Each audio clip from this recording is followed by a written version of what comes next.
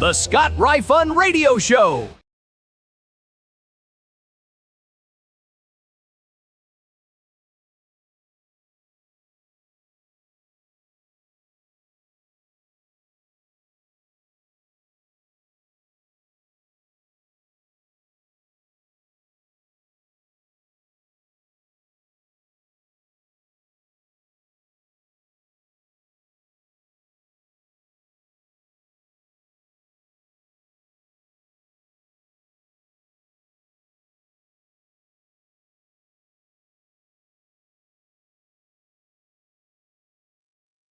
There we are. Hello, hello, hello. Welcome to our middle of the week. I can't believe it's the middle of the week already, but I'm not unhappy about that either.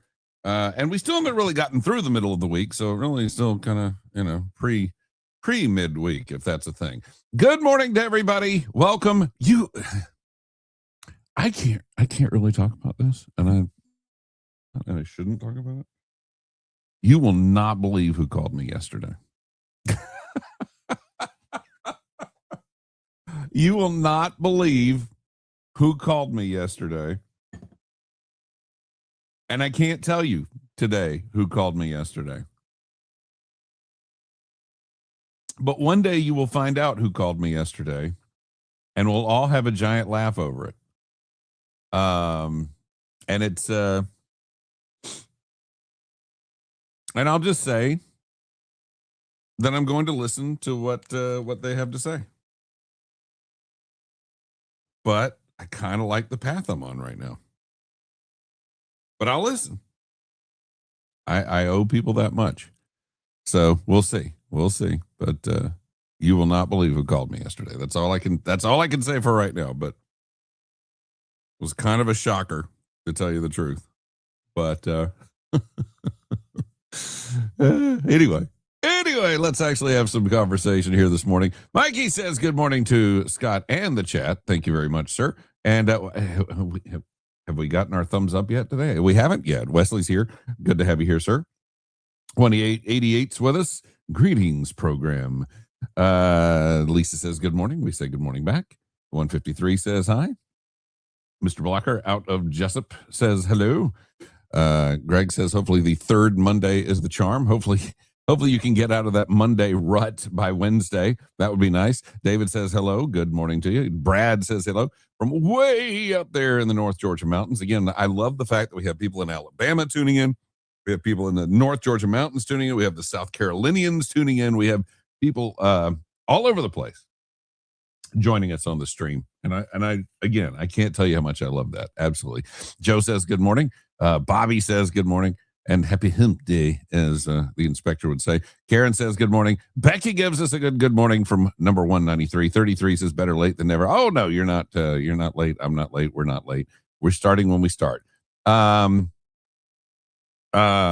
see, 25 and 69 checking in. Good to have you guys here. Nose is itching. Sorry about that. I took my allergy medicine too. Not quite. I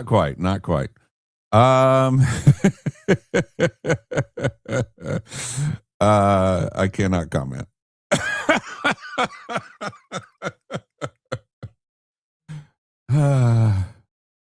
Good morning.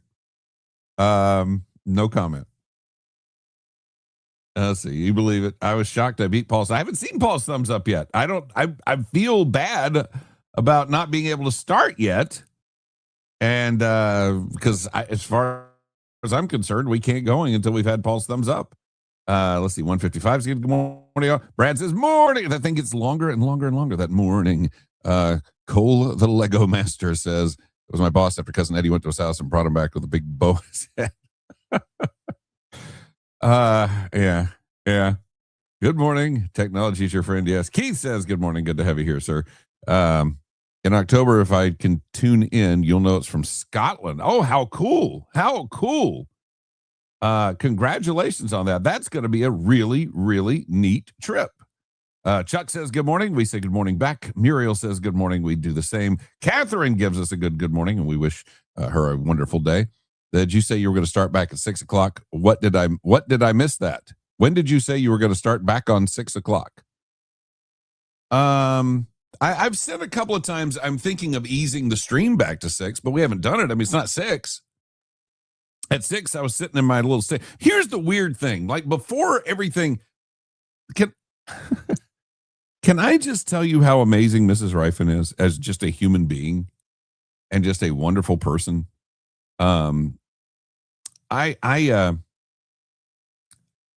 She allowed me to create this room basically, and not just allowed me, but like encouraged me and helped me create this room, and actually held me to standards I wasn't holding myself to with this room. And that is one of the beautiful things about her is I'm always better with her and with her participation in things. And even though she spent all this time doing this with the dogs and everything, I kind of got to the point. I do a lot of work, or I did in the old days. I would do a lot of work out of the house. I'd go in at 4, and I'd leave about 10:30, 10:45, and I'd go have lunch at 11, and then I would come back home and work the rest of the afternoon, and usually till 5 or 6 till everybody got home in the afternoon. And so I do a lot of work at the house, and I would do it mostly in this office. But I got to the point where like the dogs wanted to be around and everything. And so I started trying to work out of the living room, except when I was doing, broadcasty things and that kind of thing.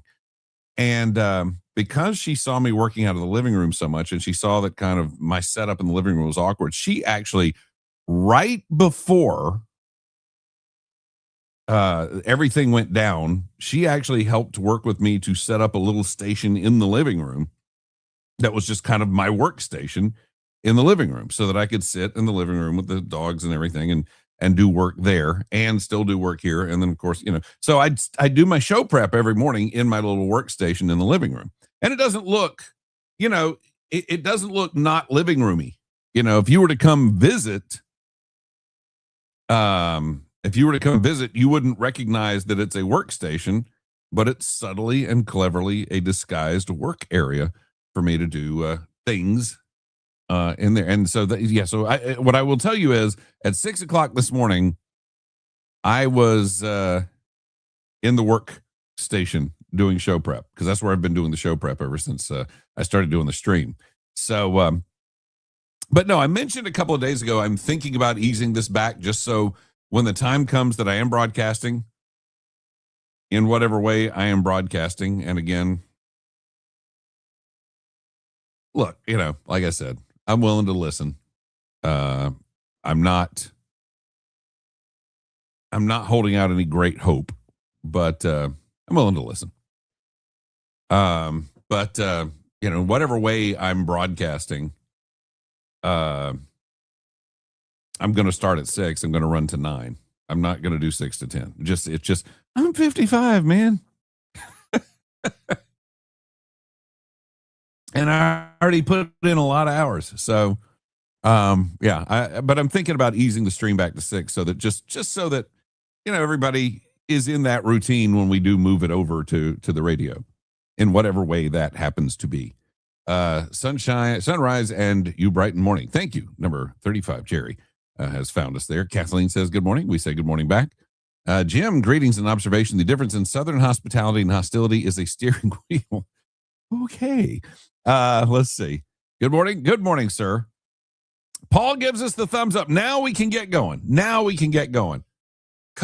me tell you, I was having this conversation, and I don't want to embarrass the other person I was having the conversation with, but I'll be very honest with you. I don't I feel like I'm a guy. I feel like I'm a very masculine guy.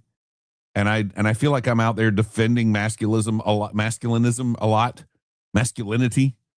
And but there's some things that guys do sometimes that I don't get. And one of them is just like we were having conversations about people very publicly just kind of, I don't want to use the term objectifying women because we all as guys tend to a degree objectify women. And I don't think that's necessarily the worst thing. as long as it's done in some way that's at least respectful. And I guess that's it. There's kind of a disrespect towards women from some guys that I just don't get. And sometimes they disrespect their wives, and I don't get that. Because when you get married, you are standing in front of God. And I guess it depends on how seriously you take God, but I take him pretty seriously. You're standing in front of God saying, I promise that I'm going to be with this person for the rest of my life. And that's it. And there are guys who just don't take that stuff seriously. And I don't for the life of me understand it. I've talked before about being in situations where they're just a group of men and all they're doing is talking down their wives. And I don't understand that stuff. And maybe they're just not as lucky as I am in their situation. I don't know. Yesterday, day before yesterday, I guess it was Monday. Yeah, Mrs. Rifen had asked me, did you? I had actually, yes, Monday was the first day since I started the gig with the county that I actually took a lunch break. It was the first time I actually went out and had lunch during the day. Every other day I've just kind of gone straight through because there's been stuff to do.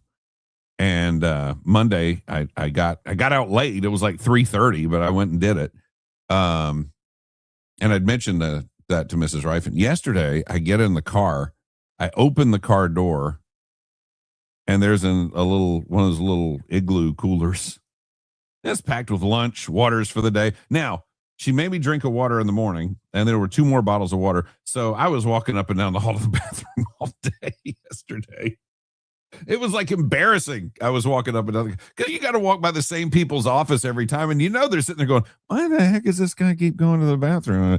And it was because I had like 3 bottles of water before 10 o'clock yesterday.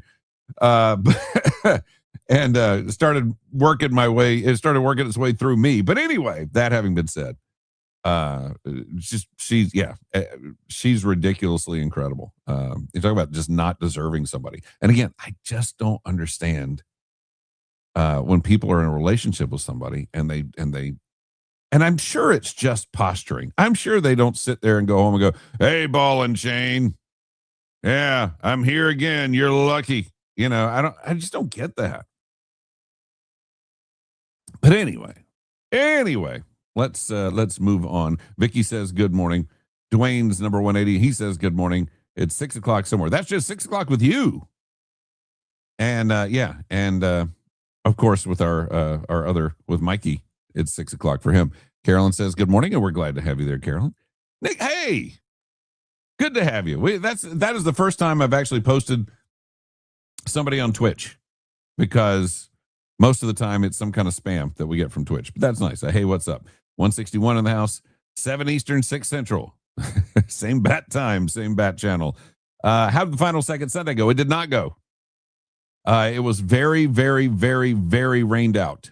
Very, very rained out. But it will be rescheduled and it will happen. And you're still invited. You and Jennifer still invited. So just know that. 189. Good morning from Jekyll Island. Oh, you're back in town. Good. But you're obviously you're all over the place, which is cool too, I say. Gary says, good morning, sir. I say good morning back. I vote stay 7 o'clock start. The thing is, when we go on the radio, the typical morning talk show stuff is the typical day part is 6 to 9 everywhere. We did 7 to 10 in Brunswick for years and years and years. And then we expanded, of course, to 6 to 10 because we brought Savannah into the mix. And the reality is it's just a better fitting slot, 6 to 9 than 7 to 10 in the grand radio scheme of things. And again, I can do 4 hours. I was doing 4, but I will tell you one of the things that was happening was my voice was really getting shot. And I would like to still have a voice going into the future. And so I'm gonna back off a little bit and go to 6 to 9 like everybody else does. I mean, 4 hours is just a lot. And again, we did it. We got it done. We got great ratings with it, but it's a bit much. But we'll see. Anyway, yeah, right. 55. No, I'm just saying there comes a point where you're burning the candle at both ends, and then the candle gets shorter. And so the candle is not as long as it used to be.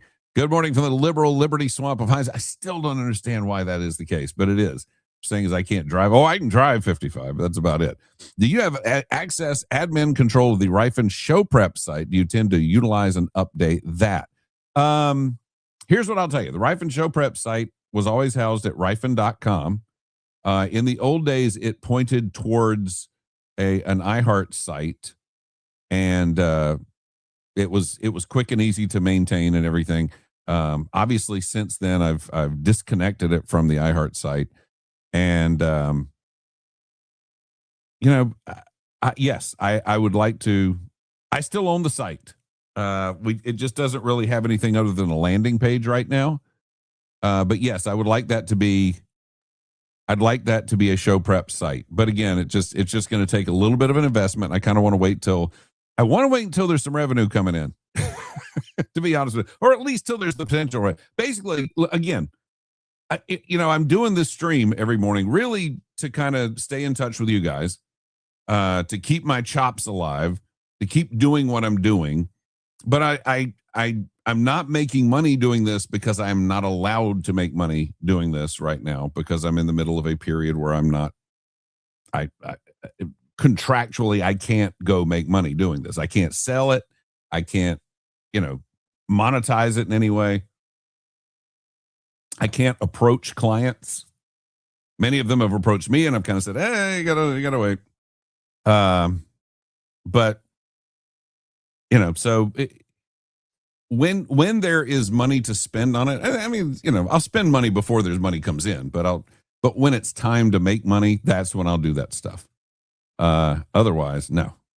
I have a hard enough time getting to make you get up before the roosters. You don't have to get up before the roosters, but I will tell you this: traditionally, 6 o'clock hour is the lowest listened to hour, period, because just as many people aren't awake, as you can see.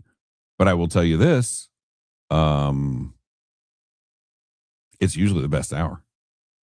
I'll just say that. Don't ever give up hope.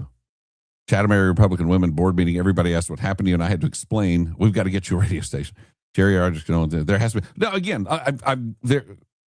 Believe me, there is no shortage of people interested in my radio services. Right now, the thing stopping me from being on the radio is a legal entanglement. And that's that. When the legal entanglement goes away, which again could be 5 months. Well, not 5 months, 4 months. It will go away, and we'll get it behind us, and we'll move on. The question is, when will that happen?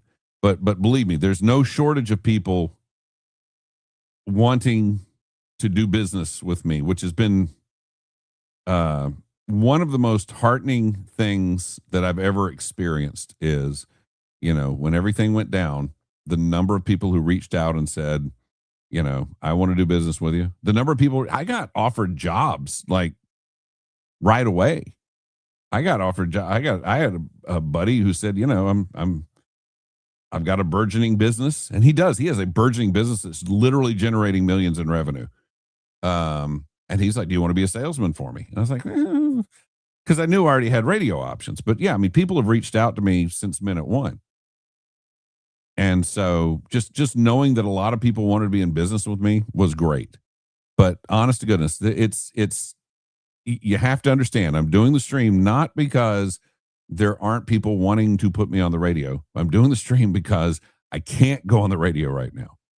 And I can't even really, I would say probably legally I can't sell this stream, but ethically I don't feel like I can sell this stream. I do feel like that would be a violation of this non-compete that I'm held to.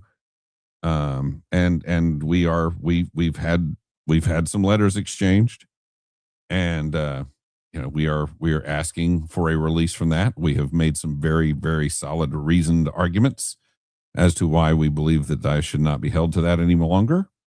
And we'll see from there. And then then there was the phone call I got yesterday, which was unrelated to all the legal wrangling. Good morning. Good morning. It's good to have you here, Linda. Do they actually think you would call football games for them? CSXT wouldn't let me sign my severance without agreeing to continue to work for them without compensation if they needed my expertise. No, I have none of that. And and here's the thing. If they wanted me to call football games for them, I would do it on certain conditions. But the reality is, while I was reached out to by someone yesterday, there was no discussion of me calling high school football. It was a much, much, much larger conversation than that. Much, much larger. But that having been said, I would do the football games for them. But again, the condition would have to be that I want my freedom. And that's kind of the bottom line. And that's really the only thing. There are a lot of guys in radio who are not as lucky as I am. I don't know, luck, sometimes you make your own luck, I guess, but there are a lot of people that are in radio that are not as fortunate as I've been. But again, I think maybe you make your own fortune, but there are a lot of guys in this industry who, when they're not working, they're destitute. And I hate to say that, but I'm not in that position. My family's not in that position. And so I have the ability and the flexibility to kind of pick and choose what I want to do. When the county opportunity came along, I didn't have to do it, but I thought it was interesting. I thought it was intriguing. And I thought it was kind of an opportunity to do things for the community. When you get started in radio, I'm 23-year-old callow youth. And, on the one hand, you do nice things for the community, charitable things, you care about the community, whatever. But over time, when that really is your mission, day in and day out, you start to drink the Kool-Aid. And you start to believe that as adults should, I think, that you have a mission to serve your community and to serve your society. And so you take that really seriously. And so, when the opportunity came to do some things for the county, this was an opportunity to, yes, have a job. But again, financially, we could have gotten by until such time as we didn't need need to sit back. But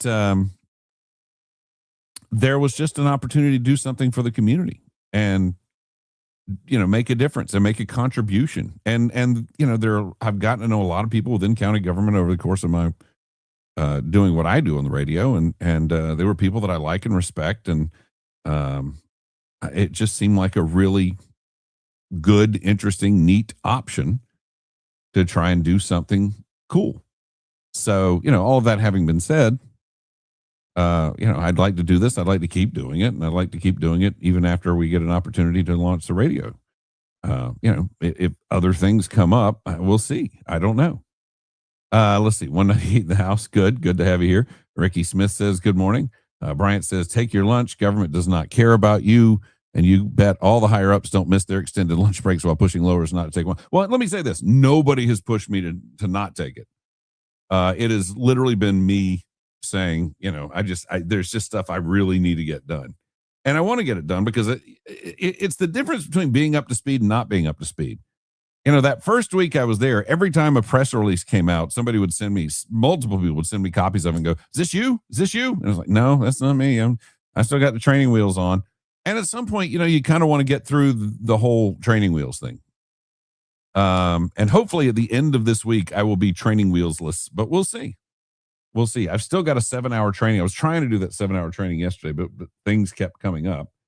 I don't think I'm going to do that 7-hour training today. I can't do it tomorrow. Really can't do it Friday. It may have to be next week, but yeah, there's just like training after training after training after training. But no, I'm also just one of those guys.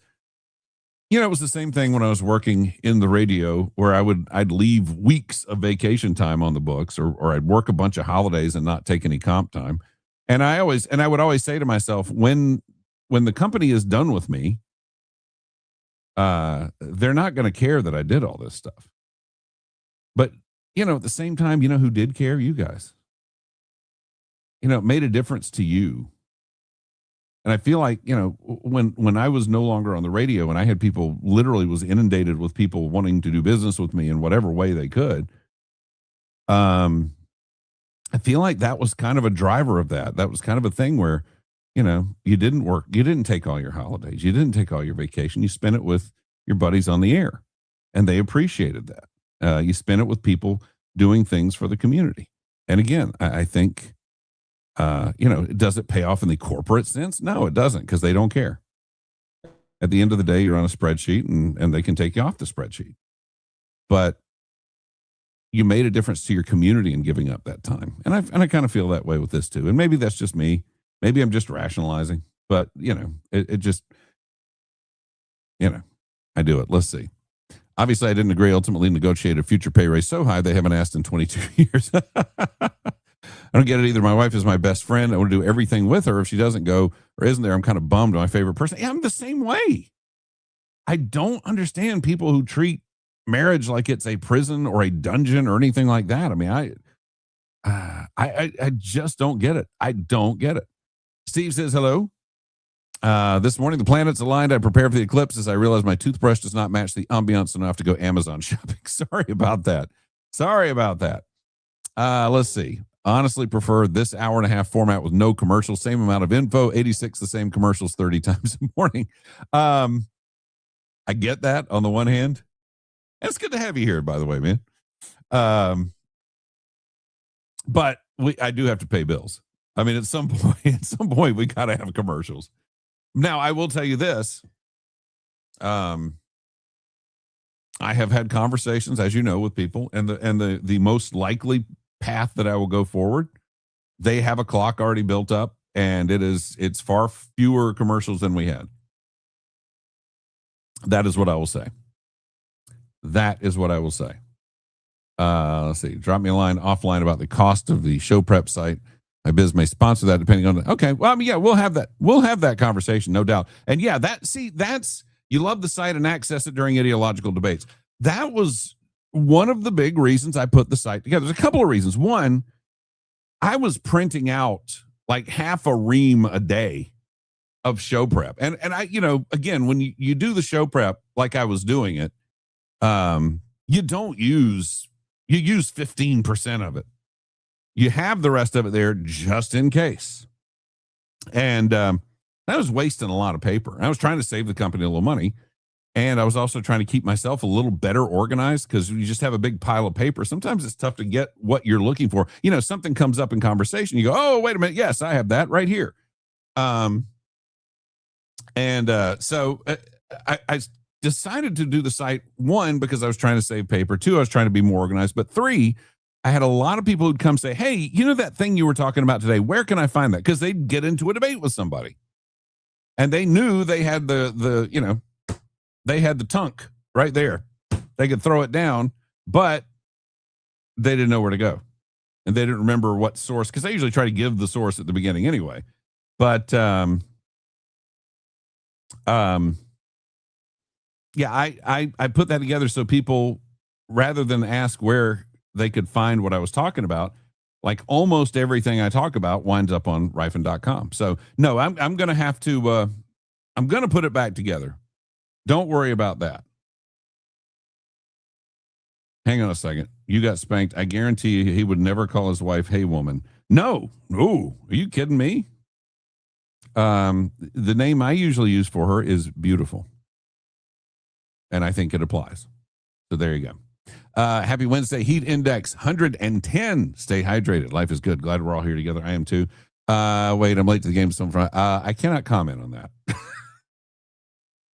I cannot comment on it, but it's been interesting. Good morning. Are you ready for the new Star Wars trilogy and the Marvel Star Wars comic mashup by Kevin Smith? I wish a couple of things weren't happening. One, I wish they weren't doing a Marvel Star Wars mashup. Two, I wish Kevin Smith were not writing it. I have never been happy or satisfied with anything he's ever written. And I hate it because I feel like the guy has potential. But he loses me most of the time.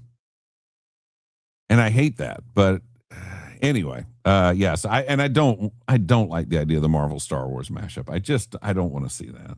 I'll buy it because I have all of them, but thousands of Star Wars comics, but I don't want them. I don't want that.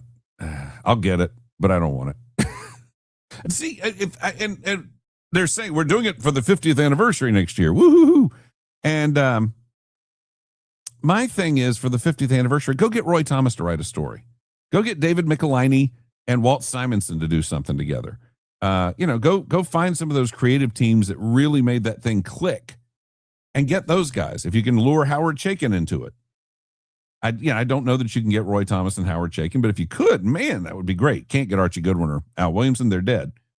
But Roy Thomas and Howard Chaykin, David Michelinie and Walt Simonson. And by the way, it is pronounced Michelinie. I heard a guy on a YouTube video the other day say Michelini, which is what I used to say until I actually met him and got him to tell me how to pronounce his name. And it is Michelinie. David Michelinie, by the way, is the co-creator of Venom, which is a pretty good thing to have on your resume, I think. But he was also one of the guys when Marvel was doing Star Wars back in the late 70s, early 80s. He was one of the guys that really made it sing. Love to have him back on that. Let's see. Good morning on this day in 30 BC, Cleopatra VII, the last ruler of the Egyptian Ptolemaic dynasty, committed suicide. She clearly showed her asp that day. There you go. All right. From some of the deals with non-competes in my industry, non-competes not worth the paper it's written on. They cannot, by law, keep you from making money in your industry. I've dealt with it. You just can't personally go after their clients. And that's the thing. And that's where the fine line would be, was a lot of their clients reached out to me, and I've kind of said, hey, we can't talk about this right now, but we'll have a conversation in the future. But I can't do it without the clients. And so it's a thing. Let's see. Everyone's just glad your parachute opened when they kicked you out of the plane. Yeah, and they did, and I did, and it's been liberating. So anyway, well, the Brunswick News now refer to you as a former local radio host turned county propagandist. They may, we have our first media roundtable today since I started this whole thing, and we'll see. Can you repeat the county job? North Georgia 1 hasn't caught that. Oh, I've joined the communications team for the county, and I'm focusing on public safety, which is police, fire, animal services, and EMA. And it's been, I like the people. I like being around the people. I like showing up every day. We'll see how it goes. The training wheels are very much still on. So, and we'll be at least through the end of this week. So we'll see how it all goes. Let's see. Good morning, Scott and crew. 149 checking in. Good to see you. Wife is my best friend. Yeah, I don't get it when people are like this. I don't understand it. 92.1 owned by Valdos's mayor may soon be on the auction block. He will likely be losing advertisers en masse now that he's endorsed Ossoff. We'll see. Again, I'm not gonna own a radio station. That I can tell you right here, right now. I've said it over and over and over again. I have no desire to own a radio station. It is incredibly expensive, and if you just own one, you can't really be profitable. Believe me. 191 checking in. Glad to still have you every day. And I understand it's the only thing that keeps cops going on holidays and weekends and nights, being there for the community and your shift mates. I always told the folks I lead that you need you too. Yeah, definitely. You're right. Good morning, all you deplorable people. Number 45 of the morning drive to work. Have an amazing day to the thousands in the South Georgia 40. There you go. There's optimism for you. Talk night. Stop it. Just stop it. Okay. Have you been watching the Little House reboot? Young actress by the name of Skywalker Hughes. Oh, that's interesting. No, I have not been. I guess what's funny is Mrs. Rifen loves Little House on the Prairie. That's like her show. I would say if you had to pick a show that was her show, that's probably the show. But I don't think we've watched the reboot, and I don't know that she's interested in the reboot. I don't think she watches a lot more TV than I do, though. That's one of the things, like when she helped me set up my little workstation in the living room, the chair you can't see the TV from the chair. Because A, I'm working, and B, what's amazing is I just don't care about most TV anymore. There's still shows that grab me, don't get me wrong. But for the most part, I'm just not in love with most TV. And that includes news channels. It just doesn't move me a lot. Again, when there's a show that I watch, and usually she's recommending me a show. Reboot isn't the worst thing I've seen. Well, that's promising. 1969 Black Snake says, finally found you, Scott. I'm here. Good. Glad to have you here. Glad to have you here. Hey, we haven't really done anything today. We've been here 40 minutes. We haven't gotten anything done yet. Let's do some getting things done. I stopped by yesterday because we were gathering some information for a piece we're writing. We're going to do a press release, I think, later today. And I stopped by and saw this boy yesterday. Gaston, he's still at Animal Services. He has been there over 635 days. And, hey, G, you okay? Oh, you're looking for Sweetie. Sweetie, Noah Stocky. Anyway, he's been over there over 635 days. He's a good boy. I stopped and visited with him yesterday. It's interesting because, dogs are dogs. And again, when we talk about them not being humans, they're not humans. And so I've met him 3 times now, and it seems like each time I have to start at the beginning with him. Who's this guy? I'm a little unsure about him. By the time we were done yesterday, I didn't get to spend long with him yesterday, maybe 10 minutes. By the time yesterday, he was play bowing at me and everything and running around the yard, and we were having fun. But at first, it was a lot of running away from me and me just kind of sitting there tossing treats to him. But again, he was kind of close to the kennel. I think really what you have to do to get him to open up is get him away from the kennels. All the dogs barking, everything, I think intimidates him just as much as anything else. But when he's out of that kennel, he's a goofball and he's a lot of fun. And remember, I'll pay his adoption fee. I, who've been, unemployed up until recently, am willing to kick in the adoption fee. Robbie Roberts, who's a great guy, has kicked in a $100 gift certificate to Island Dog. He gave it to me. I have it on my person. I do not have it on my person. I have it stashed away somewhere. Island Dog has chipped in a $100 gift certificate to their own store, which is, again, a great store, great people. The Climps are awesome. Noah Ring has chipped in $100 in gift certificates to Island Dog, I presume. And there has been an offer of obedience training, $300 worth of obedience classes. So that's $650 in value. And it costs something to get set up with a dog. You can't just get a dog and take them home and all of a sudden everything's fine. You got to get them a crate. You got to get them a place to lay down. You got to get them dishes, food dishes. You got to get them toys. You got to get them treats. You got to get them chicken chips, which again, you can get at Island Dog. So,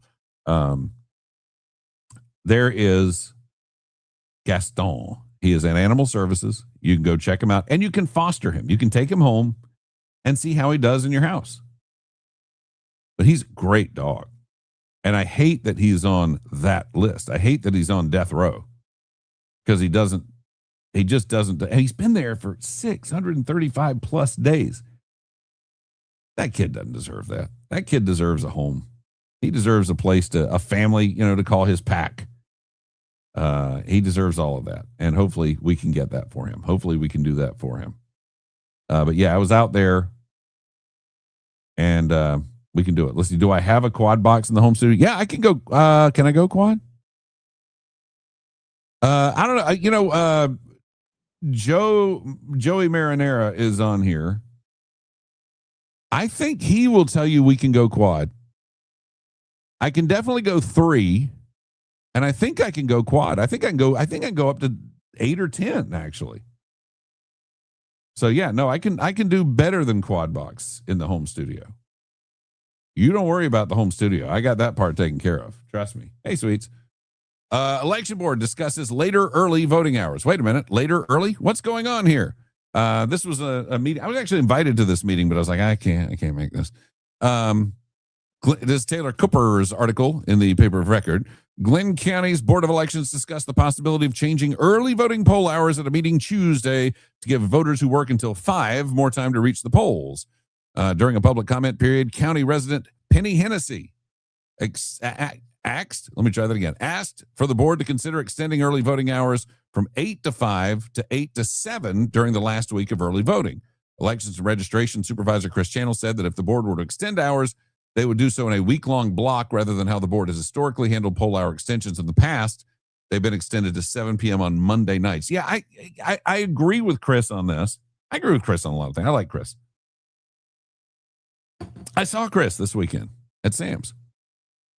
I agree with Chris on this because when you do something, you kind of have to do it consistently.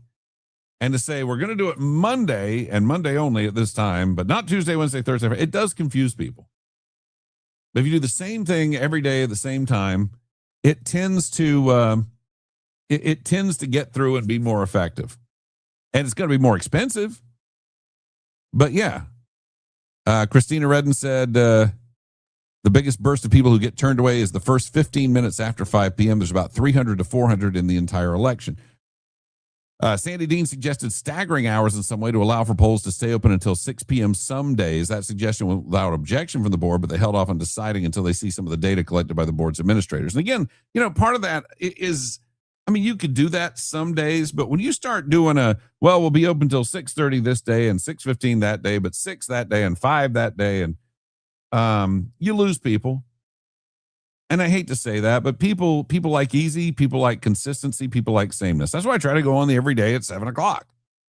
People like consistency. People like the same basic thing every day.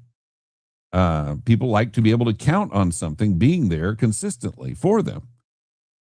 So, I think if you change the hours, I think Chris is right. If you change the hours, you got to do it for the whole week. You don't just do it for a day here and there, and you don't do it one time one day and one time another day and that kind of thing. You just do it. Let's see. This shocked me to see this story on the paper of record today. Why did it shock me? Because we addressed this when I still had a radio show. When did I have a radio show? Like, they stopped the radio show June 24th. That was the last day I did an on-the-air radio show. And we covered this before the radio show ended. Here we are, August 12th, and this is the story they're doing. All of that information has been out there. All of that information has been available. We've talked about it.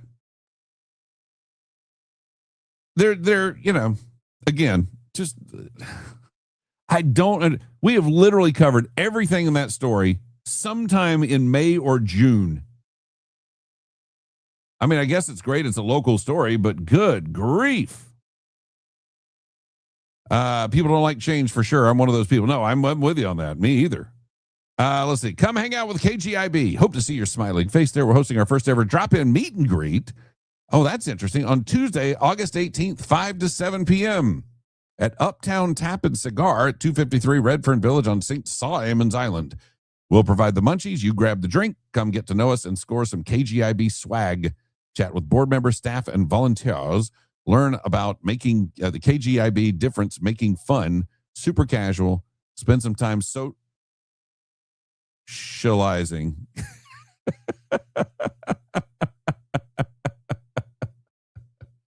I assume is what that is.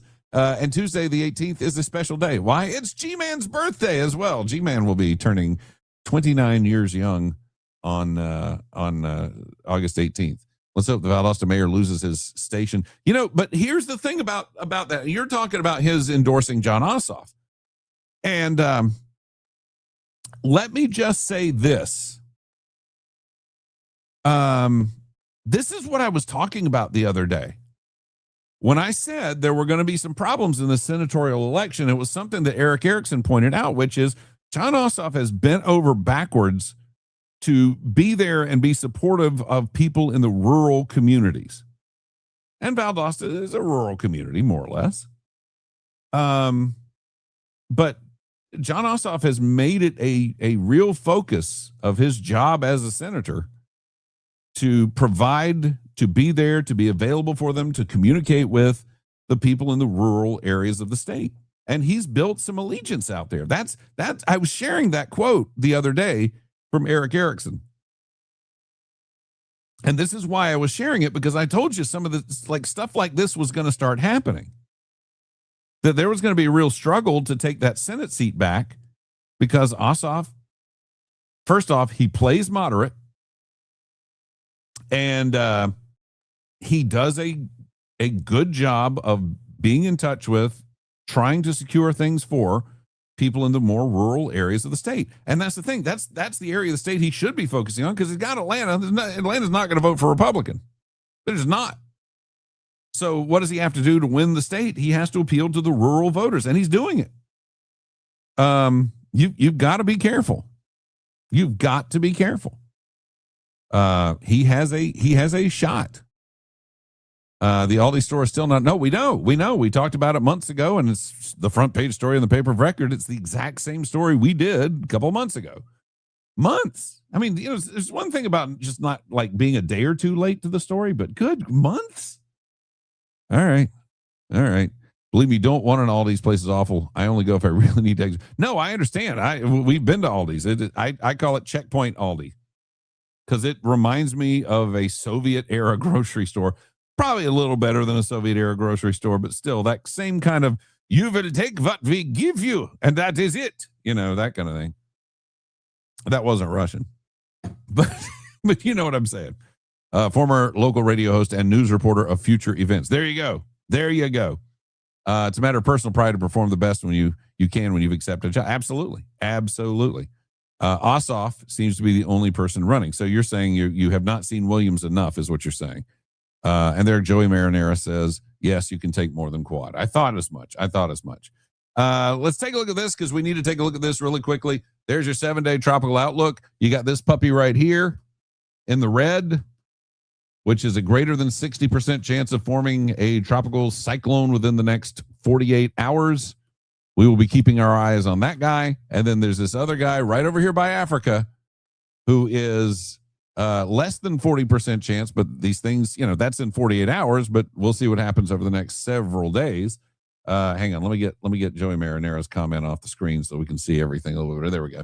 Actually, I'm sorry, this is not the 48 hour. This is the 7-day cyclone formation. So in the next week, there's a greater than 60% chance this red guy, this red blob here, is going to be a tropical cyclone. Now, again, what's the path it will take? Who knows?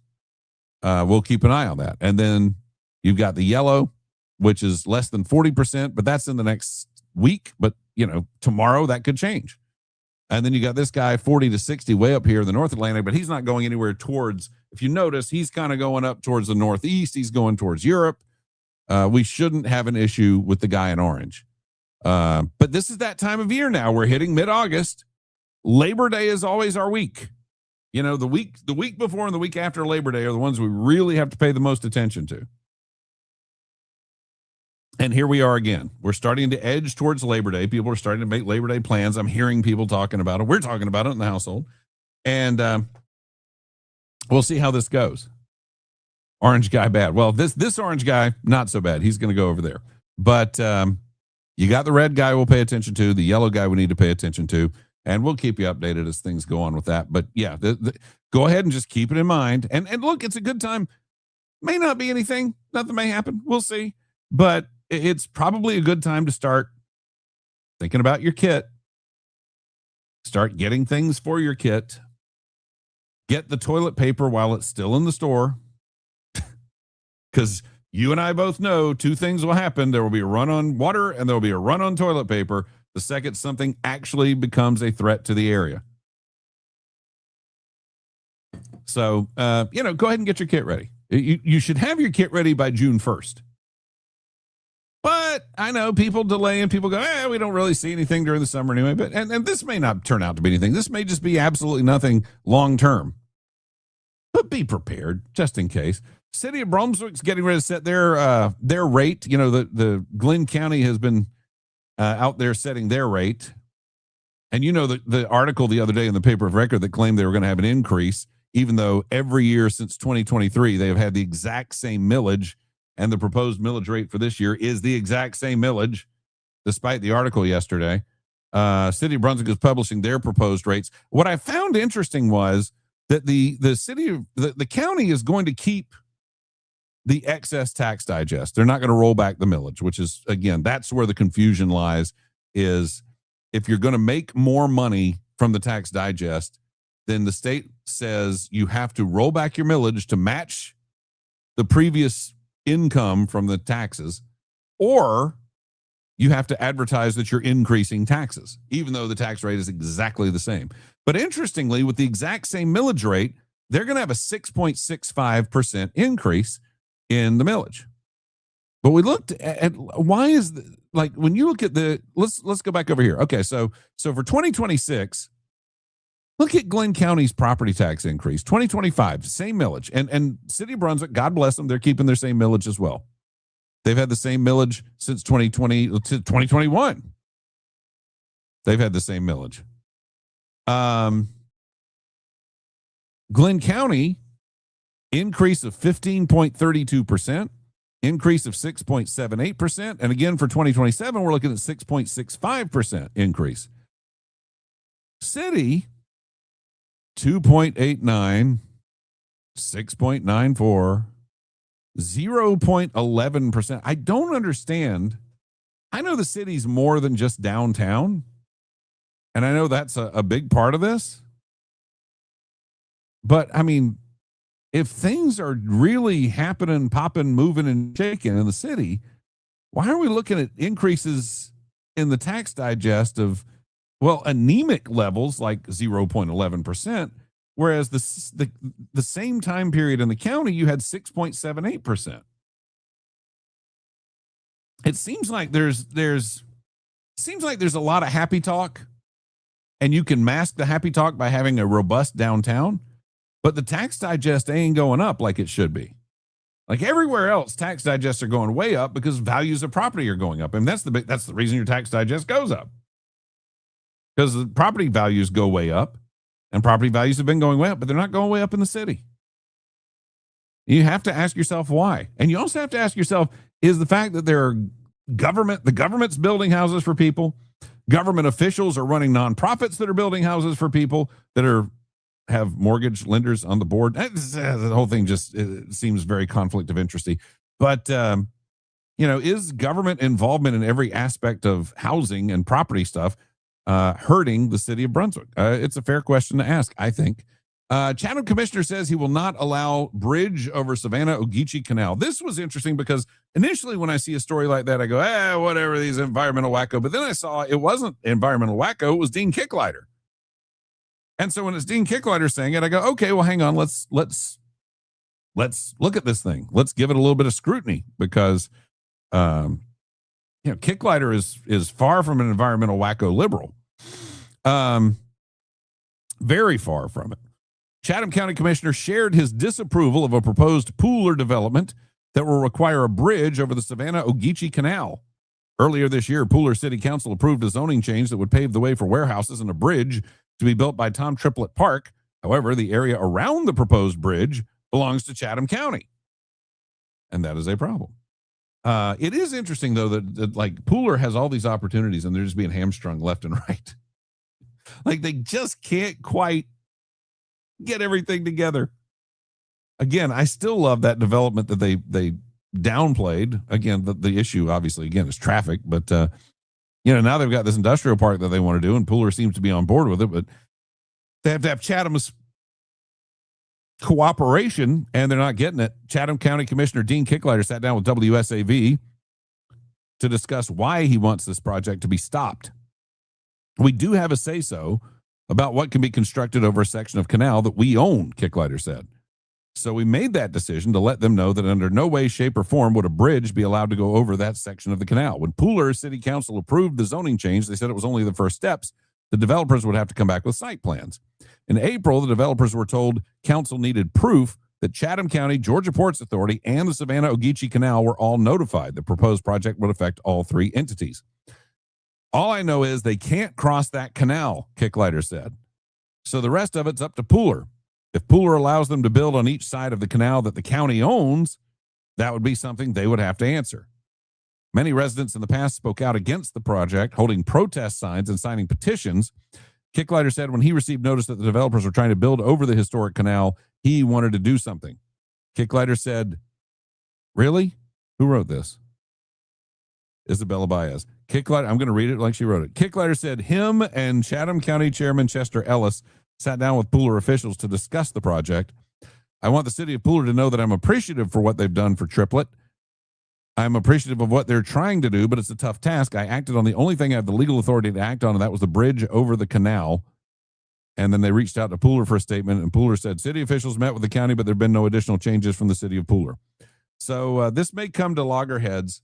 I don't know what Kicklighter's game is here on this. I mean, is it really about the preservation of this thing, or is it about kind of dealing in Chatham County with a little more of the, because I mean, Chatham County's not really going to benefit directly. I mean, I guess they kind of will benefit, but Savannah, I guess, won't develop directly. But anyway, Dean Kicklighter is not an environmental wacko. He has a problem with this. It's curious. It's going to be curious to see where that goes. And let's take another couple of comments here really quickly. Let's see. I hope the C word stays out. Yeah, thank you very much. Still working on the COVID TP. Aren't hurricanes African spawn? Why are we so cocky when we give them white names? Stop it. There's a high that will force it northeast according to the weather last evening. We shall see. Same for me. Egg and milk. You're talking about Aldi. Yeah, I get it. This is in the Savannah Morning News this morning. Where will the workforce come from? Isn't it interesting? Like when the Hyundai plant, excuse me, not the Kia plant. I was talking about the Kia plant in West Point the other day. When the Hyundai plant was coming up, and it was, oh, look at the Hyundai plant. It's wonderful. Everything's great. And then like this, where are we going to find the jobs? Where are we going to find the people? It's like the second it's a data center, everybody just goes haywire. Now, what's interesting is OpenAI to pay an average wage of $80,000 at the Effingham County data center. $80,000. That's a pretty darn good salary for somebody, particularly here in Southeast Georgia. Don't poo-poo the data centers. I'm telling you. This is interesting. Mayor and DA addressed the Daffin Park sexual assault suspect. This guy, this is nuts. If you've been following this, let me get, let's see. This is not it, is it? No, that's actually something else. So I'll get to that later. But this, 27 arrests. Not only 27 arrests, but he was just released like a couple of days before he tried to rape a woman in Daffin Park. And my understanding is it's the same judge that keeps letting the guy out. I mean, at what point do you have to go, this guy is a menace to society. This guy is a threat.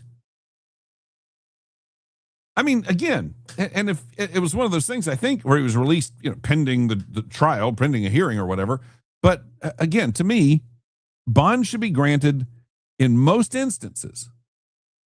But there are two instances where I believe bond should not be granted. One is if they're a threat to flee. Two is if they're a threat to other human beings or themselves.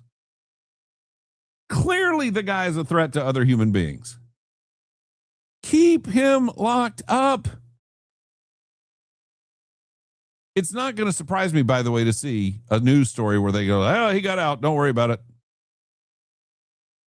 Hopefully the OpenAI data center will lead to more 5G friendly flock cameras to stop.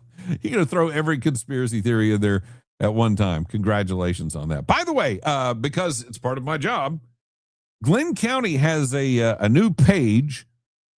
We've been banding about the social media post that's coming hopefully today. There's a flock, what would you call it? Accountability portal, where you can go to the portal and see, all the flock activity that has happened. You can't get the specific details because, again, a lot of that's protected information, but you can see kind of what they're doing. And there's a great landing page. If you go to the glenncounty.org, you go to the police page, there is a flock page, and it tells you basically, here's what flock does. Here's what Glenn County does with flock. Here's what Glenn County does not do with flock. And then here's our flock accountability portal. It's a very good addition to the page because again, people need to understand what Flock is and what it does and not just listen. 23rd time is a charm. Okay, yeah, right. Well, it's 27 though. That's the problem. We're at 27 at this point. Good morning. Good morning. Good to have you here. Good to have you here. Let's see. So yes, so I did point this up briefly. Savannah police investigated a shooting along Liberty Parkway and Pendleton Street last night. So yes, I'm afraid to tell you there's been a shooting in Savannah. Don't be shocked. There's been a shooting in Savannah. Socialist Francesca Hong underperforms in the polls. This is the interesting part about all of this Democrat Socialist of America thing is the Democrat Socialists of America seem to be taking over the Democrat Party. Oh, wait, no, she didn't. She didn't get it. Okay. That was early numbers from last night. Okay, so at this point, it says, she fights to hang on. So she didn't hang on. She was in the lead in the polls. And that's what's interesting about all this DSA stuff is there's a real sense they're taking over the Democrat Party. Democrats are fighting back. The other thing that's happening, though, is they seem to be overperforming in the polls. The same thing happened in Michigan with Abdul al-Sayed was running for the Senate position in there in the primaries, and he won the primaries, but he was a double-digit favorite, and he won by less than 1%. Francesca Hong was ahead in the polls in Wisconsin to be the governor, and she has been upset. David Crowley has beaten her, and this is a pretty fresh story. Yeah, right here. The controversial former chef, and by the way, Francesca Hong's the one who said that she doesn't like Thanksgiving. And then later, of course, it's my favorite. What are you talking about? I'm a chef. Called Crowley early Wednesday morning to concede, Crowley's campaign said. Crowley led by just over 3,200 votes out of more than 787,000 ballots cast as of 6 a.m. Eastern time. That is this morning, a margin of 0.41 percentage points. Under state law, Hong was entitled to a recount since the margin was less than 1 percentage point, but she would have had to pay for the process herself since the deficit was greater than 1/4 of a percentage point. So the Democrats have a chance of keeping the governorship in Wisconsin now because they didn't turn it over to the Democrat Socialists of America. But what's interesting, again, is the Democrat Socialists of America really seem to be taking over the Democrat Party, but they're not winning elections the way they're supposed to be winning elections. They're either losing, like Francesca Hong did, or they're barely winning, like Abdul al-Sayed. And they're not really doing anything. And again, that's probably for the best for them, because once you ask them what they believe and what they want to do and what their policies are, they completely fall apart. I have audio of one of the leaders of the Democrat Socialists of America that I meant to get to yesterday, and I didn't because I just didn't get a chance. In fact, we got to no audio yesterday. We got to 0 audio, so I should probably go to some of this audio. But this was an interview. What's his name? David Remick, is it? Yeah, David Remick does an interview with one of the leaders, Megan Romer. She is the co-chair of Democratic Socialists of America. And all David Remick is doing is trying to get out of her what her party believes, what they want to do. Go. Hang on. I don't think any audio is coming out, is it? All right, let's try this. Let's try this. All right, go. The invasion of Ukraine, DSA's International Committee released a statement blaming NATO expansion and the United States essentially for the crisis. After the invasion, DSA released a statement condemning the invasion and calling for a ceasefire. Now, first off, the Democratic Socialists of America blamed the United States for the invasion of Ukraine. Russia invaded Ukraine. They blamed the United States. And you wonder why we call these guys the Blame America First crowd. Because they blame America first. Go. And there have been people who have in DSA who have been even more firm about that it was mainly the United States' fault that Russia felt compelled to invade Ukraine. How do you feel about it? We do not believe in pouring U.S. money, military weapons into anything. We don't think it makes it better anywhere. But obviously, Russia is this oligarchic dictatorship, which is hyper-capitalist. And Putin is this crazy right-wing oligarch. Of course. That's right. He's a crazy right-wing oligarch. The right-wing communists. And literally, this is a guy who is a staunch believer in communism. He wants the 80s back so badly. You know, remember when Mitt Romney said our greatest geopolitical threat was Russia, and Obama said, "Oh, Senator Romney, the 80s called. They want the foreign policy back." And turns out it's actually Russia who is probably our largest geopolitical threat next to China, but also do very much want the 80s foreign policy back. He is going to make horrific human life ending decisions. Well, this is precisely why those countries wanted to be in NATO. Yes, but why aren't we doing any amount of actual diplomacy? Why aren't we doing any amount of sending actual human beings to talk to human beings and figure out what? I don't understand what kind of there's been all kinds of diplomacy, Yes. however, failed. Yeah. And that's the thing is we have sent diplomacy. We have sent diplomats over there. We've sent people to facilitate talks. We've done it over and over and over again. Beginning of the invasion. We shouldn't send weapons to the Ukrainians. No. So just allow Russia to overrun Ukraine entirely. We should be sending huge teams of diplomats. We should be figuring out how to negotiate, how to get Russia off Ukraine's back. We should, yeah, absolutely. So Russia would get off of Ukraine's back by us sending diplomats. I don't think that there is adequate negotiation. I don't think that there has been anywhere near adequate diplomacy. That's right. We can just get Russia out of Ukraine by sending diplomats. Makes perfect sense. Perfect sense. But that's your DSA. Those are the guys that are trying to take over the Democrat Party. Let's see what we've got here. I feel like I'm just now hearing the name David Crowley. We need to stop giving these DSA candidates free advertising. Barely winning is still winning, unfortunately, fortunately, depending on the situation. Yep, it is, but there's a difference in the level of support. And when you think somebody is inevitable,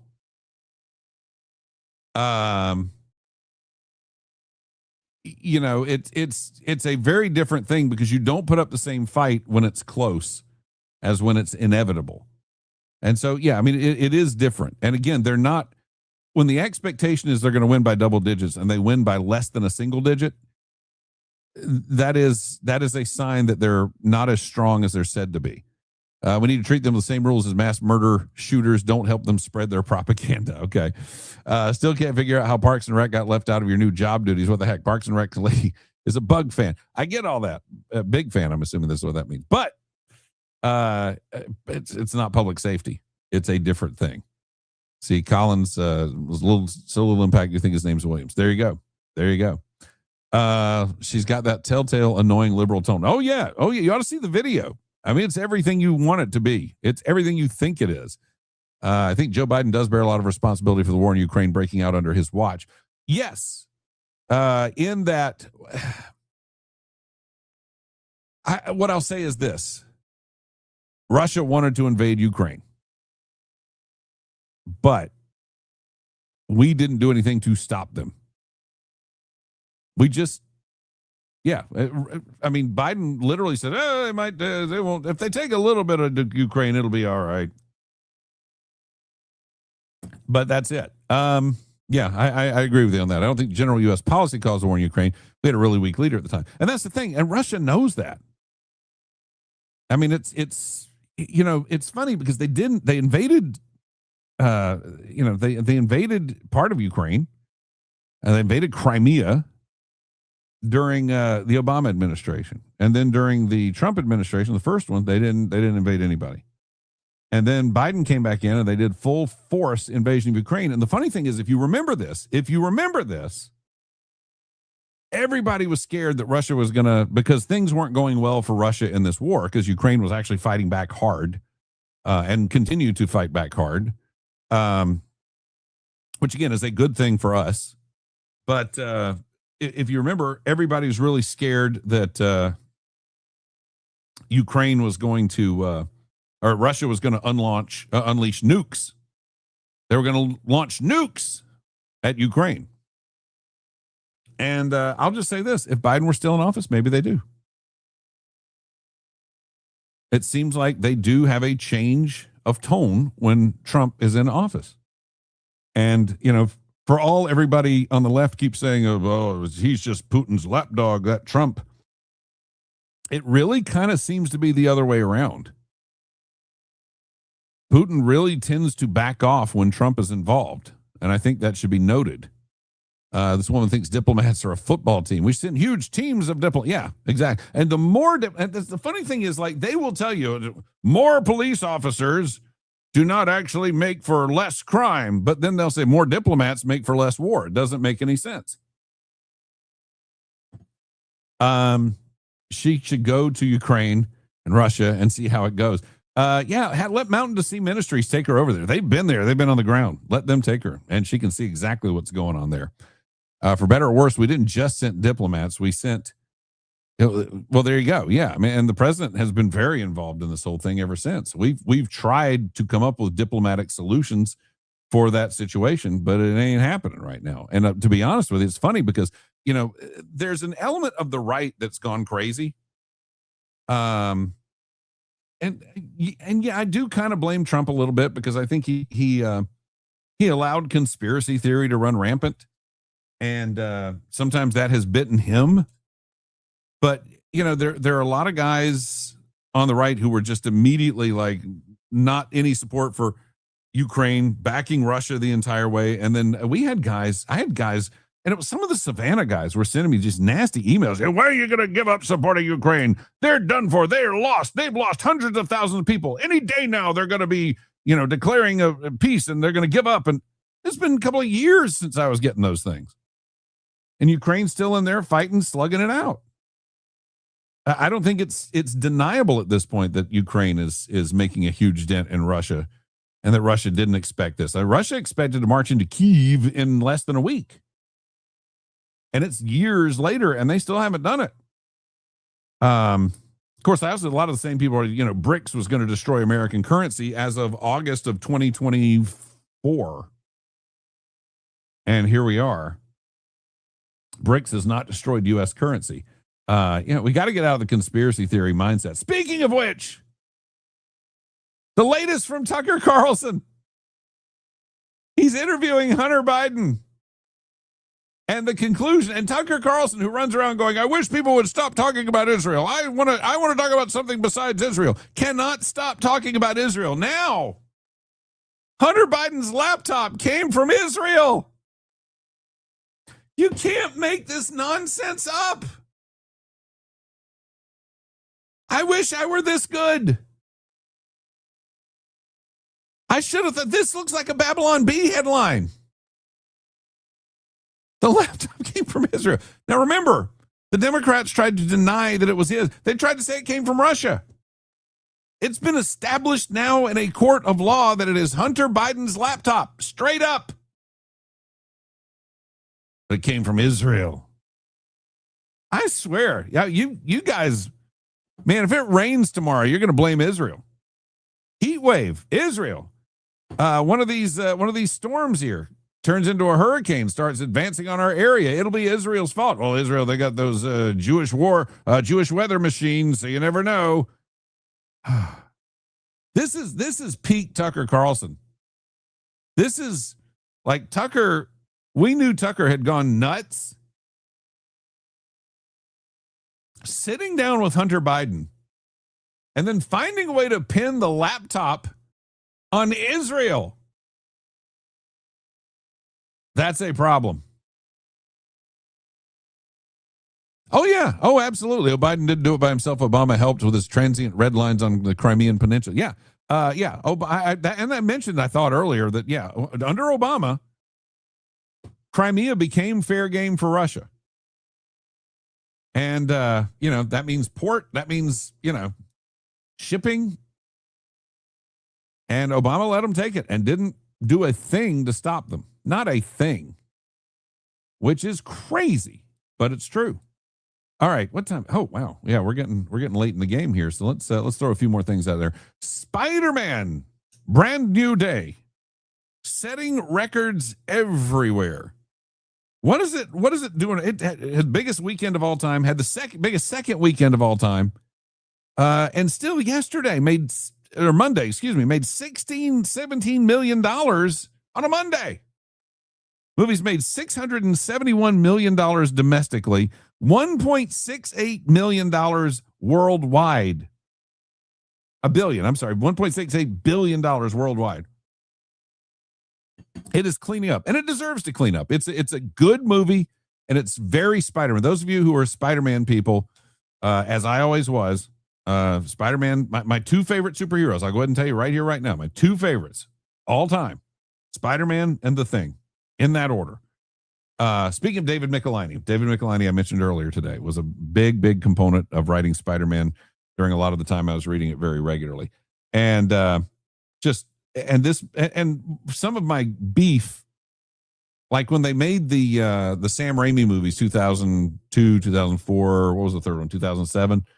The Raimi movies were very much Spider-Man out of the comic movies. They had little changes here and there, which you get. When they brought him back in the Marvel universe with Tom Holland, they made good adventure movies, but he wasn't Spider-Man. And I drove G-Man nuts because we'd go see the movie and he'd be all excited. Oh, this was great. And I'd go, yeah, but it's not Spider-Man. I mean, he's just Iron Minion is what he is in these movies. And they're fine. They're good movies, but he's not Spider-Man. And this time around, they made a Spider-Man movie. New York is a character in this movie. New York City is a character in the Spider-Man comics if they're done well and done right. The costume looks great. Peter Parker's existence makes sense within the context of the comics. It's a really, really, if you like that stuff, it's a really good, fun movie. But unfortunately, as great as things are going for the film, they had some issues. One of which was there's a theater in Canada that they did not send the movie posters to. But obviously, when you're playing the biggest movie in the world right now, which is going to hit $2 billion in gross, one of the maybe three movies that's ever done that, that have ever done that, you want to advertise that and you want to have your posters up at the movie theater. Well, this one theater in Canada did not get their movie posters for the Spider-Man film, so they took it upon themselves to create their own poster. There it is. And if you look down at the bottom, it says, sorry, we never received the real posters. Sorry for any inconvenience. And then the employee who drew the poster signed his initials to it. You go to the theater and that's what you get. Spider-Man, brand new day. There's a kind of a blob that might kind of sort of look like Spider-Man-ish. Maybe, possibly, sort of.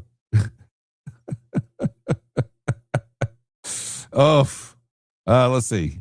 Mikey says, I hoped by seeing Spidey 3 times. I've seen it twice. I liked it. I liked it a lot. Current Babylon Bee or future world headline. That's true. I saw Spider-Man, the GTX. Obviously, I'm not a Spider-Man person. I'm sorry. You didn't enjoy it? Oh, man. Sorry about that. 11 minutes till we lose gravity for 7 seconds. Everyone go, what are you talking about?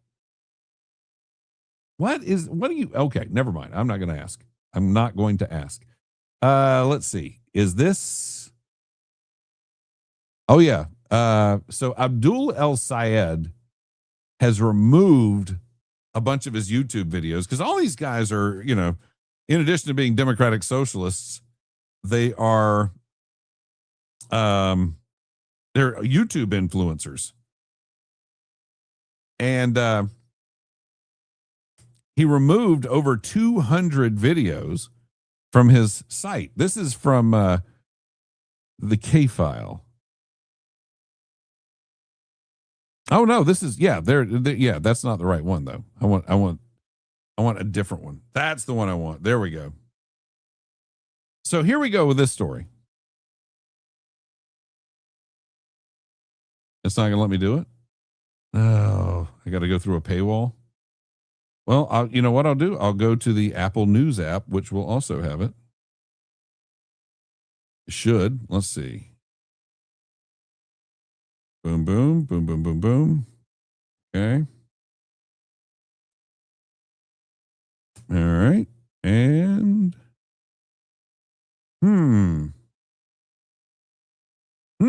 okay, we may not have it. This is some good stuff. Blast it. Basically tells people we got to replace the Second Amendment. Videos where he urges people to stop doing July 4th fireworks, mostly because of July 4th being patriotic and American, and blasting the GOP's focus on the border. His campaign says they don't reflect his beliefs today.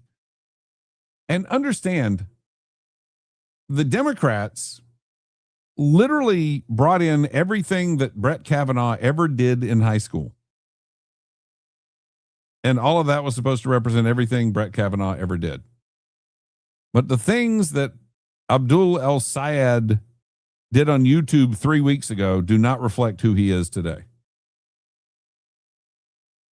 This is a good sign for America. Do I want Democrats to lose elections? Largely, yes. But at the same time, I don't want the Democrat Socialists of America to gain a foothold with the American public. And I'll tell you why, because it's very easy to persuade people. And you can see it with Obamacare. The fact that Obamacare went from being one of the most deeply unpopular public policy decisions to being one of the most popular public policy decisions by virtue of the fact that we gave things to a lot of people. And people started to like it because we gave things to people. And we kept people on, mandated people get to stay on their parents' insurance till they're 26 and all that other good stuff. The problem is if you get people really used to getting free things, you're going to get them hooked on continuing to get free things. Don't represent his views of the day. Most of what you talked about was from 2000. That's what I'm saying. It's not like Brett Kavanaugh where they go into his high school, literally go to his high school calendars. What is boofing? And guys, come on. We were all in high school at one point. Do you really want to be held accountable for what you did in high school? No. Nobody should be held accountable, unless they're murdering people or whatever. But supposedly we're between two black holes that are pulling in different directions. It's going to cause Earth to lose gravity for 7 seconds at 8:30 a.m. today. No.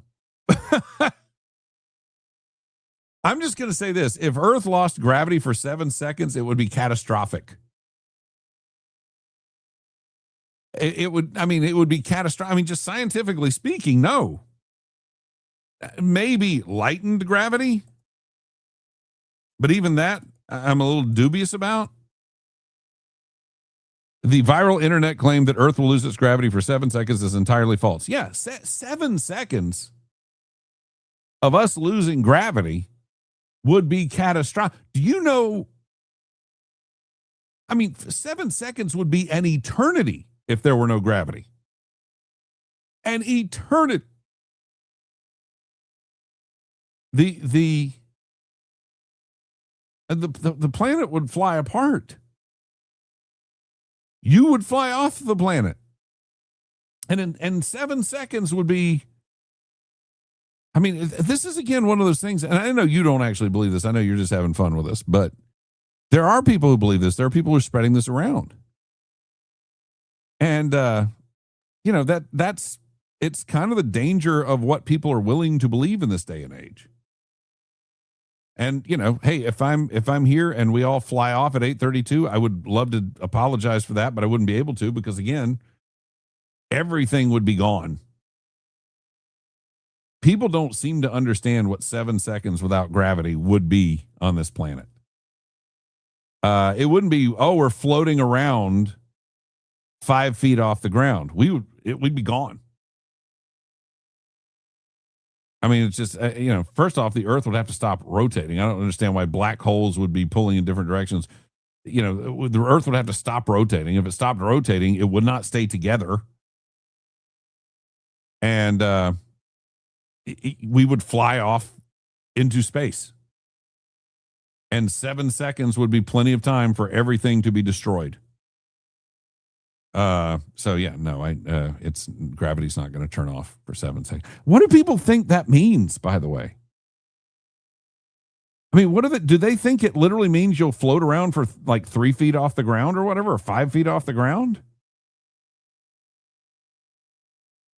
I mean, no, 7 seconds without gravity would be catastrophic. Can't happen. Won't happen. If it did happen, it would be all over for all of us. So, if I'm wrong in 2 minutes, we'll never know because we will be very dead. In the meantime, I'm going to keep doing what I do. Red-faced Mamdani blames his staff after New York Police Department denies New York City First Lady Rama Dawaji a police escort to the Middle East. Now, I have to tell you, kids, that is a far cry from defund the police, don't you think? I mean, I thought these guys were all about defunding the police. How do you defund the police and then have them go all the way to the Middle East? The high-profile back and forth appeared to end when His Honor asserted that Dawaji would not receive a taxpayer-funded police escort on her jaunt to Syria and Lebanon next month, despite his own senior spokesperson claiming she would the day prior. Why would she get why again? But this is the great thing about liberals and the socialist guys in particular. Hassan Piker is doing these photo spreads for Rolling Stone where he's wearing outfits that cost tens of thousands of dollars. And, he lives in a multi-million-dollar home. In fact, I've got some audio on that. And it's pretty ridiculous. Hassan Piker is who I'm talking about here. I've got some Abdul al-Sayed stuff, too, that I want to get into. Oh, and I've got Marco Rubio making his case for the presidency again, too. And we're already at 8:30, and I try to get out of here by 8:30, so the earlier I get, again, to the other job. Gravity is a property of mass. Yeah, we're dead. We're just dead. Here, it's 8:31. We'll see what happens. But again, we'll be completely dead. Yeah, ask a bull rider how long 7 seconds is. I really wanted to see what it's like to dunk a basketball. Yeah, the thing is, you would jump up to dunk a basketball. You would never come back. I'm telling you now. We lose gravity. And here's 8:32. Here we are. We lose gravity, and it's over. Completely over. All right, so really quickly here, because I do have to get going. Hassan Piker has a $2.7 million home in West Hollywood. This is the guy who's running around screaming he's a socialist and wants socialism for everybody. Go.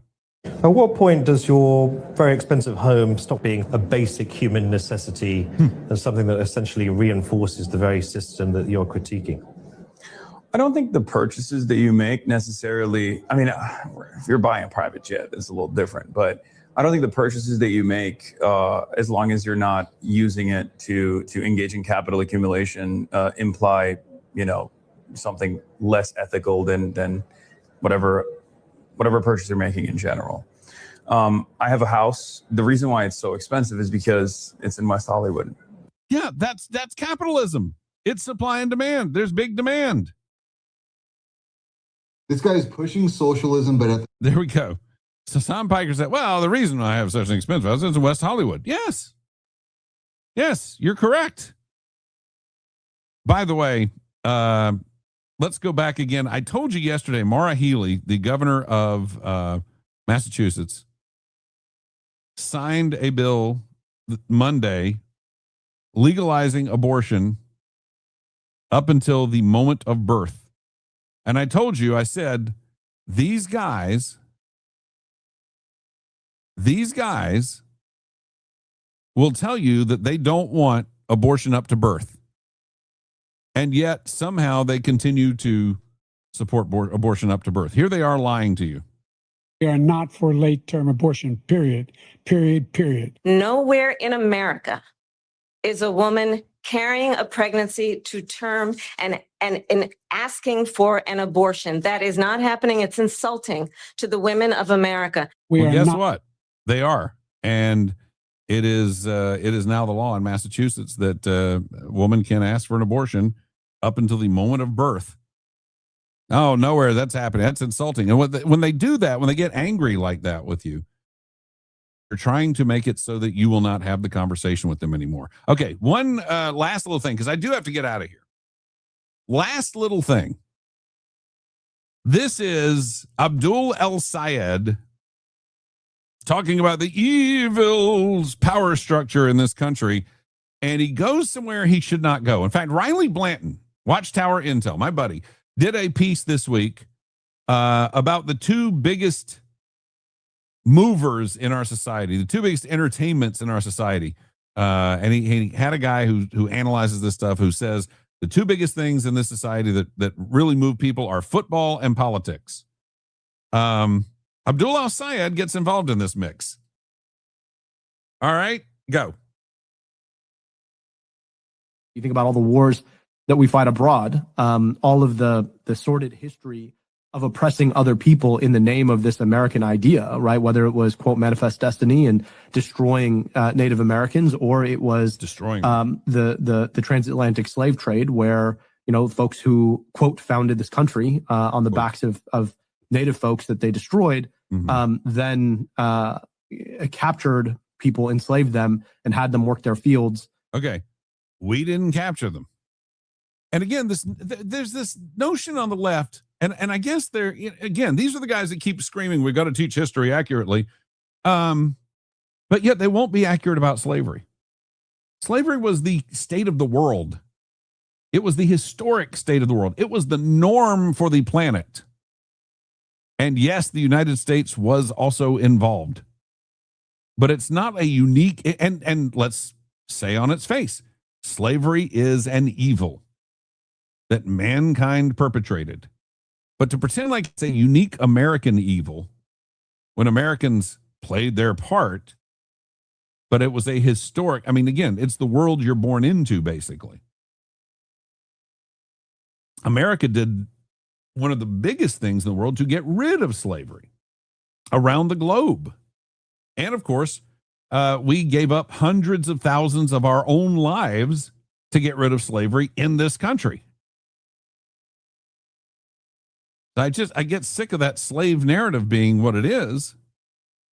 Back to it. Let's back it up a little bit. Founded this country on the backs of Native folks that they destroyed, then captured people, enslaved them. We didn't capture them. They were captured by their own people. They were enslaved by their own people. They were sold to us. We didn't go over there and just go, culling the fields of people, loading them on ships. And we went over there and bought them from their own people, or bought them from the people who captured them from a warring tribe. Then captured people, enslaved them, and had them work their fields because they thought it was their right. Right. And all of this, like a lot of these narratives, you kind of see echoed in the ethos of football. Yeah, that's right. So all these awful American, terrible, evil things, you see them all echoed in football. Tell me you got pantsed a lot in school without telling me you got pantsed a lot in school. That's all I can think to say. All right. On that note, we got to get out of here. Don't forget, if you're looking for a pup, this guy is gold. I spent some time with him yesterday. Get him out of the kennel. Get him away from the other barking dogs. He's a good boy. And he'd love to have a home. He is on the list. He is on this guy is on, look at him. That guy is on death row. Should not be on death row. Should have a home. I will personally pay the adoption fee to get this guy out of there. $300 in Island Dog gift certificates have been donated by various people, including Island Dog themselves, Robbie Roberts, Noah Ring, and $300 worth of training have been offered up if you will go get Gaston at Glenn County Animal Services. It is not, and one of the interesting things in talking with them, we got to get their message out. One of the things in talking with them is that they are not on 17 anymore. And they feel that a lot of people don't realize they're no longer on 17. The Humane Society is still on 17. And they were just kind of sister looking facilities just down the street from each other on 17. But they're actually at the public safety complex area. Brand new facility, big facility. It was, got a little controversial in the news about the size of it and everything. So you would think that people would know that, but apparently they don't. But they're at the public safety complex near the police and fire over there, state patrol and all that. Right tucked in the back over there. So go see them. And again, you can foster him if you don't feel like you don't know if he's going to be a fit. You don't know it's going to work out, but you think it might, but you're not sure. You want to test it out. You can foster him. You can fill out paperwork, take him home, and stay with him. So there you go. All right. I got to get out of here. I will see you guys tomorrow morning. I got to go to work. I'll see you starting at 7:00 tomorrow for our Thursday edition. And let me go ahead and tell you this. I'll go ahead and warn you now. Thursday will be short, like super short, because I have to be in place at the Pate Building at 8:30 tomorrow morning for training. All right. Got to go. I'll see you tomorrow.